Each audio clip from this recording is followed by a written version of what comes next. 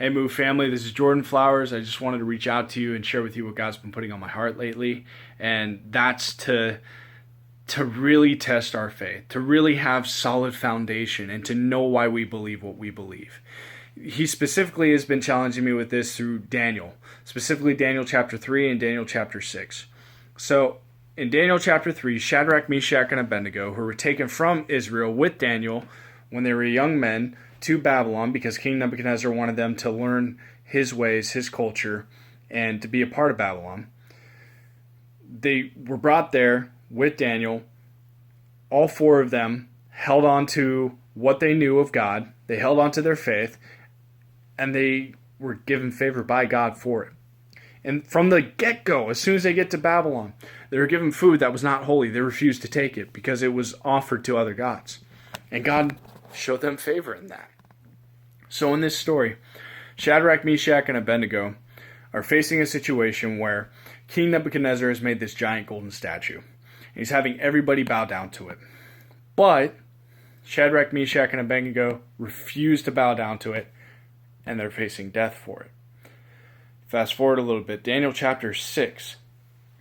So Daniel is facing another life-threatening ordeal where King Darius has been tricked to make an ordinance where no one can worship any other god but Darius for 30 days. Daniel was known for worshiping in his upper room. He'd have the windows open. He would pray to God every single day. And the other people in power that were upset with Daniel knew this as well. That's why they tricked Darius to make this ordinance. And with it, they made Daniel a criminal. Now, Shadrach, Meshach, and Abednego, going back, refused to bow down to this statue and were tossed into a furnace. Daniel refused to not pray to God and was tossed into a den of lions. But God delivered all four of them. Out of all the young men that were taken from Israel, all the young men that knew God and knew what their ancestors believed, knew that they were taken out of Egypt, they were made a nation under God, only four held tight to the faith that we know of. That just shows you that God will use the few to move the many. It is absolutely outstanding.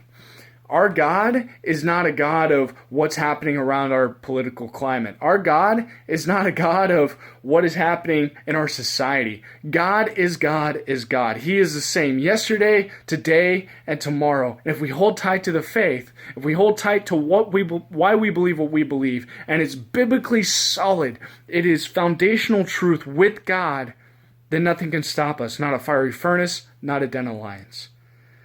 Right now, in our country, we are facing a season where the church is going to be ridiculed in a way that it never has before.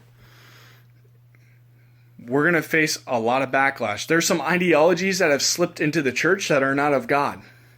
And if we do not stand up and say, I will not bow to this, I will not give in to this because it is not of the Lord, then we are just as guilty as those who bowed down to the statue.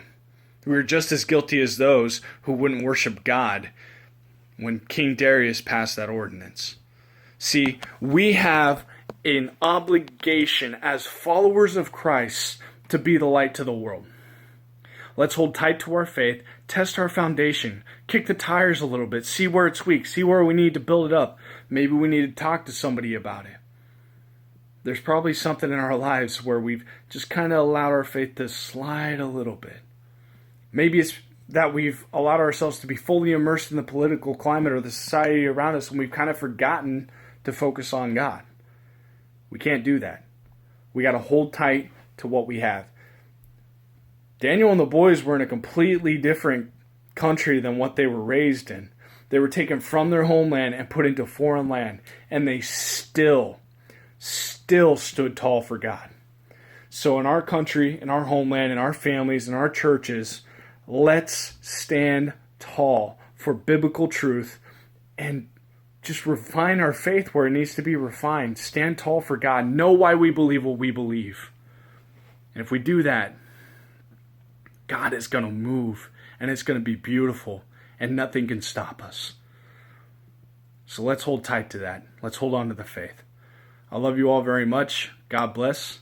I'll talk to you later.